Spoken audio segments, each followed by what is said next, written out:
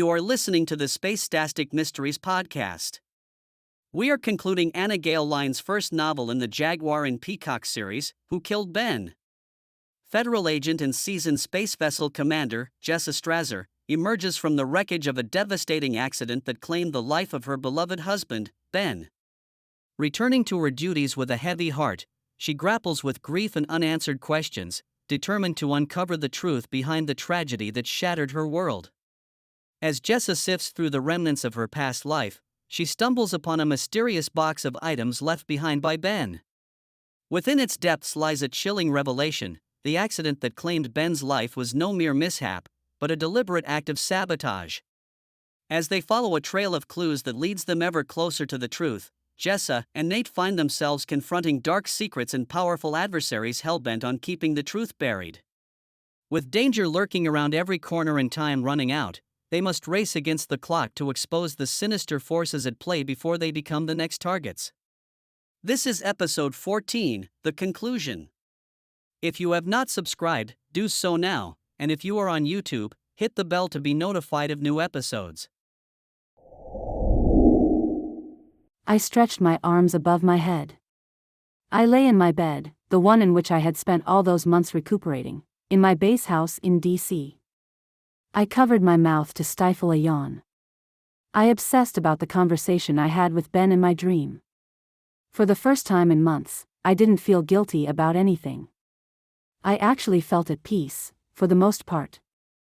Only one thing still bothered me. Who paid off Luke Hayden? I tried to fall back to sleep, but I couldn't get it out of my head. Who paid Luke off? Who would benefit the most from Ben dying? Anyone whom Ben had a hand in sending to jail might want him dead. Being an agent since he was 23, that left a long list of enemies. Glancing at the alarm clock next to the bed, it read 0300 hours. In a few short hours, I would be donning my wedding gown and walking down the aisle toward Nate. For now, though, I sat up in bed and grabbed my robe off the bedpost. I stood up, pulled on the robe, and crossed the room to my closet. I opened the doors and activated the light that overtook the darkness of the small room. Bending down, I dug through the box Ben left me. It took me several minutes to compare the dates on each disk to determine which one contained Ben's last log. With it in hand, I turned off the light and closed the doors. Strolling over to my terminal, I put the disk in the slot on the side of the screen. "Computer," I whispered as not to wake up Joey or Reggie, "play disk." After viewing Ben's last log, I just stared at the screen. Him? A part of the biological weapon ring? He paid off Luke to kill Ben? Then I remembered Ben's words, "But you need to know by tomorrow because he will try to stop the wedding." He was going to try to stop my wedding? Not if I could help it. I knew what I had to do, but it still didn't make me any less nervous. I decided to head to my garden in the backyard and plant some more vegetables. Maybe some cabbage, peas, lettuce. It would take my mind off the wedding and the mayhem that would ensue. 1,300 hours the same day, the White House, 1600 Pennsylvania Avenue, Washington, D.C. Wow. The White House Rose Garden. How did you get President Ashton to host your wedding? Bradley Thomas, the head of the Intergalactic Intelligence Bureau, questioned. We walked down the center aisle arm in arm. I smoothed the wrinkles out of my Victorian collared, white silk wedding gown. The same one I saw in my dream just a few hours ago. Nate stood at the other end of the aisle in front of an arch outlined in my favorite flowers, peach-colored roses. Next to him was his best man, General Graham, alongside Joey's husband Colin and my brothers, Robert and Paul. On the other side was my matron of honor, Joey, along with my bridesmaids Sabrina and my sisters-in-law, Lauren and Tricia. 20 rows of chairs lined both sides of the aisle. I found no empty seats. People were actually standing on the sidelines, waiting to get a glimpse of the festivities. I felt like royalty. As we came up the aisle, I waved at Madeline Ashton, a honey blonde-haired woman dressed in a black gown with 3/4-inch sleeves.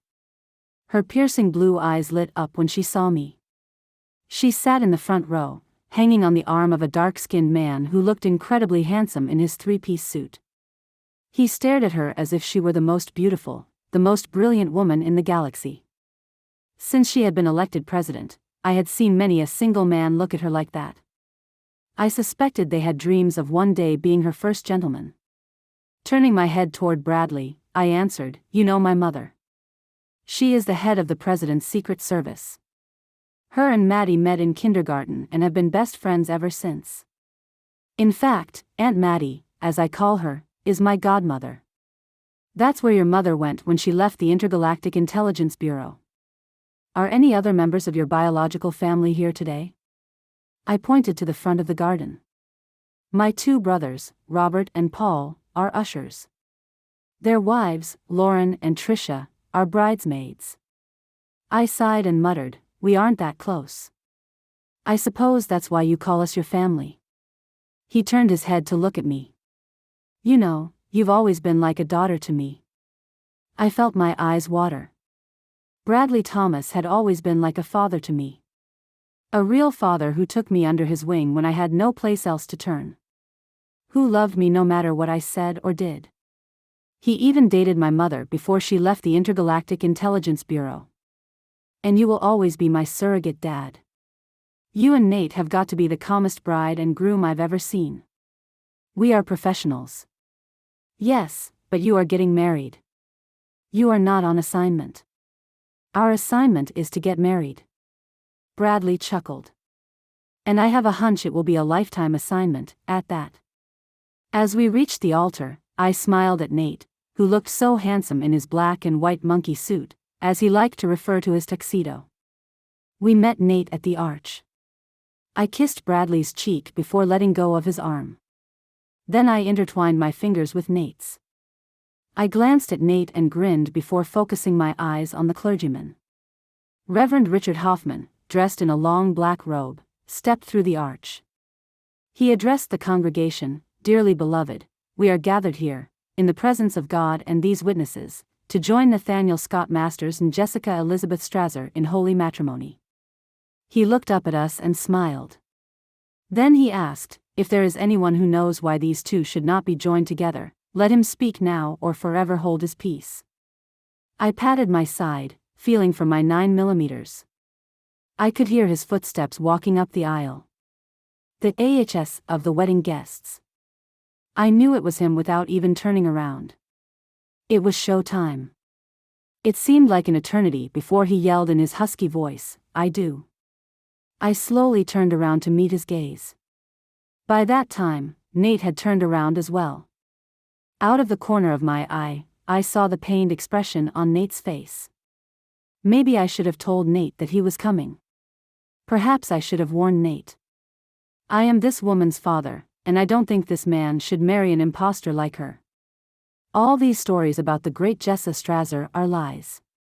She is an intimidated, ungrateful brat. Just a yellow-blooded coward. Nate was about to lunge toward him. When I put my hand out to stop Nate, I instructed, "Let me handle this." I pulled up my dress and walked toward Harrison Strazzer. "I have been expecting you, father." At his bewildered look, I inquired, "Didn't you wonder why it was so easy for you to get in here with Secret Service agents posted everywhere?" "I guess you didn't wonder, but I'll tell you anyway. I told them to let you in. You are I stopped and lifted up my dress a little farther, pulling my 9mm from its holster. "I think you misunderstood me. This is the part of the program where I talk and you listen. You have said everything you need to say." He just stared at the gun. "You don't have enough guts to pull the trigger. Not on your father. You and I may share DNA. I might even look like you in the eyes and mouth, but you are just a sperm donor, a name to put on my birth certificate," I told him, waving the gun at him. "You see this gun? In my younger days, would have not hesitated to shoot anyone who looked at me funny. Not enough to kill them, but to put them in the hospital for a while, but now this gun is a symbol of freedom." With my other hand, I gestured to the other people in the garden. I looked over at various agents. Then I expounded, "Nate, General Graham, Sabrina and I, along with most of the people in this garden put their lives on the line each and every day. We do so to protect our country and our galaxy from the bad guys. I paused, carefully passing my eyes over his body from the top of his head to the soles of his feet. Then fixed him with a level stare. Bad guys like you. No one whispered in the garden. It was as quiet as witnesses after they watched a building explode with millions of people in it. Not even the flowers or wind dared to blow. What are you babbling on about? Harrison demanded. You know, something bothered me about the car wreck. I couldn't figure out why Luke would volunteer to kill Ben. I tilted my head, looked up at the sky and waved my hand around my temple. I straightened up my head and glanced at him again. You remember that snake that got into the garden when I was 10? You wanted to kill it, but Luke wouldn't let you. How could a man who didn't want to see a snake hurt kill a human being? It just didn't make sense. I walked toward him again, gun still pointed at him. But last night, the answer came to me. Luke was paid off. By you. You have no proof. You can't prove anything, Harrison countered, backing up. His voice carried an edge of indignation. Oh, but I can. I flashed him my 100-watt smile. The one I used when I was about to nail someone to the wall. You see, I viewed Ben's final log last night. And you know what I found? Maybe you'd like to just confess now, so you won't have to go through the embarrassment of me telling everyone in this garden. You're bluffing, he roared, diving toward me. I stepped back and bent the knee of my front leg. I kicked my leg up high, positioning it slightly in front of my body. Snapping my leg forward, I struck his head with the ball of my foot. Next time, I will shoot you. Father or no father, I warned in a voice as cold as death. I cocked the gun while he lay on the floor, recovering. You came over to the house 3, I began, holding up 3 fingers, days before Ben died. You knew I was on the Liberty and wouldn't be there. You threatened Ben. You told him that if he didn't keep quiet about the biological weapon plans, you would shut him up permanently. He stood up, leaning on a nearby chair for support. I inched toward him, raising the gun to his eye level. I pulled a few strings and obtained Luke and your bank records, which isn't easy to do in the wee hours of the morning. You transferred $100 million to Luke's account the day of the wreck. Then another $100 million was transferred the day after. That's not enough evidence to convince a fly. Luke and I were partners. We were starting a new clinic together. As usual, you are a fraud. I wanted to shoot him, to kill him right there. I reminded myself that self-control was created for times like this. Instead of shooting him, I took several deep breaths before continuing. That's why I woke up some of my friends and gave them the information I had. It's amazing how fast Natasha Austin, Gregory Stone, Troy Jensen and Luke Hayden agreed to rat you out in exchange for minimum jail time. You're lying. You don't have to believe me, but those 2 agents behind you do. I waited for my father to turn around. When he tried to run, I commanded, "Cuff him, boys." I watched as the men twisted my father's arms behind his back and slapped the metal handcuffs around his wrists. They turned him around to escort him out. "I forgive you," I called out after him. He didn't even look back. I glanced over at my mother, who gave me the thumbs-up sign. Then I turned my attention back to the Reverend and Nate. I insisted, "Reverend, please continue."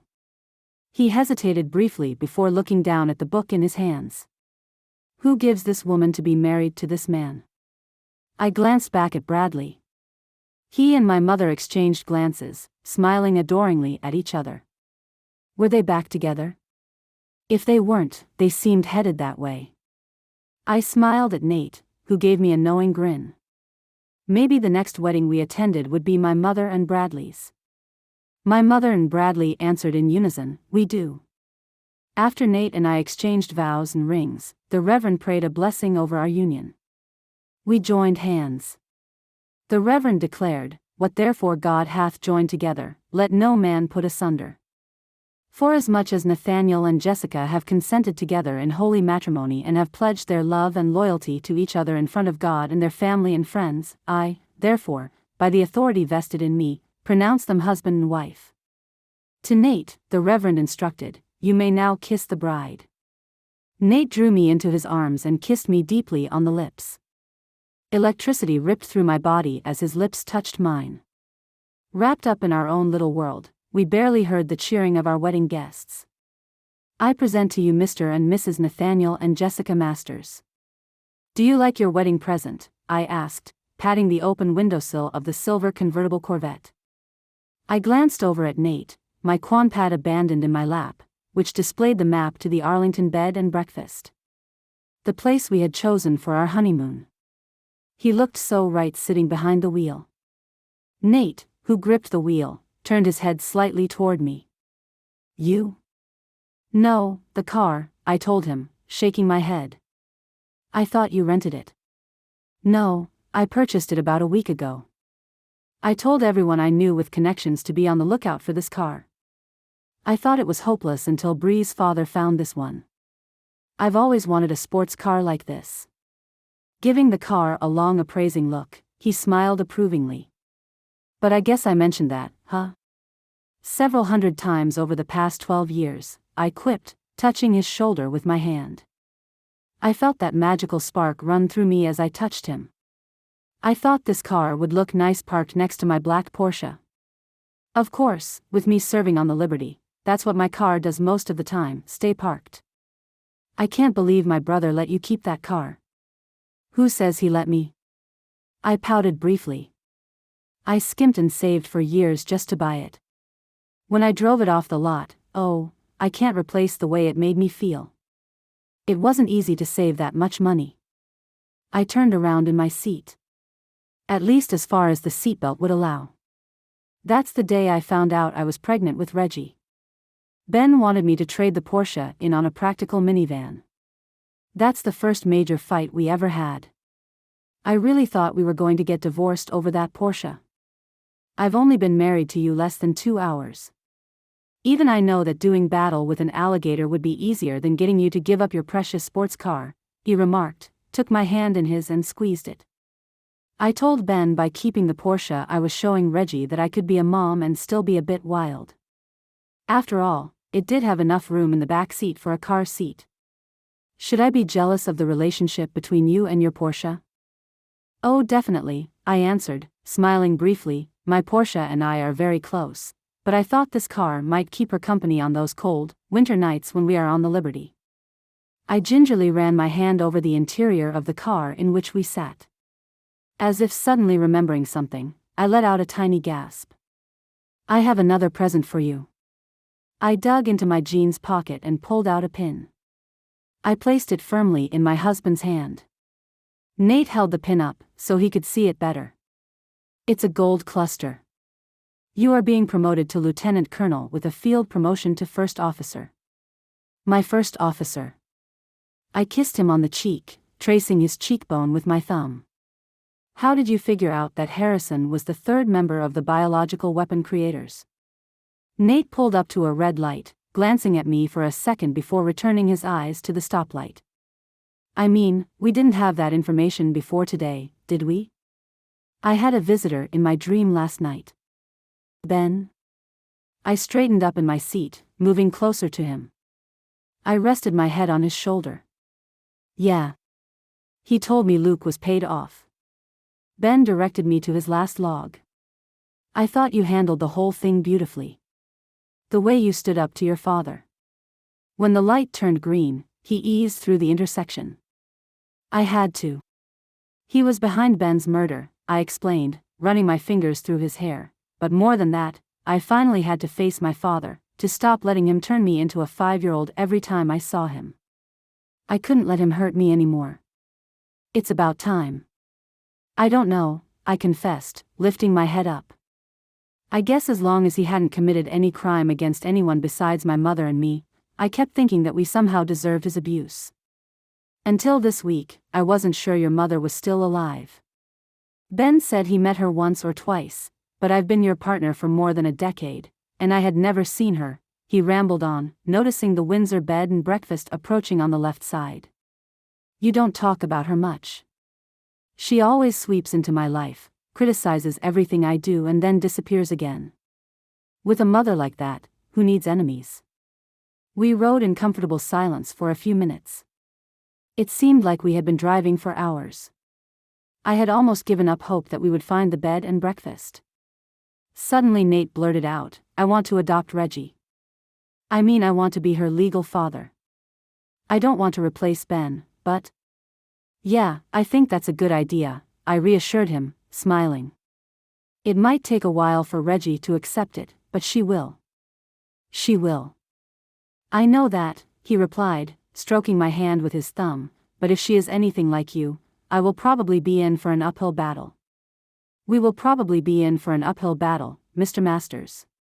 We are a team, partners in every sense of the word." "I still can't believe you changed your name to Masters.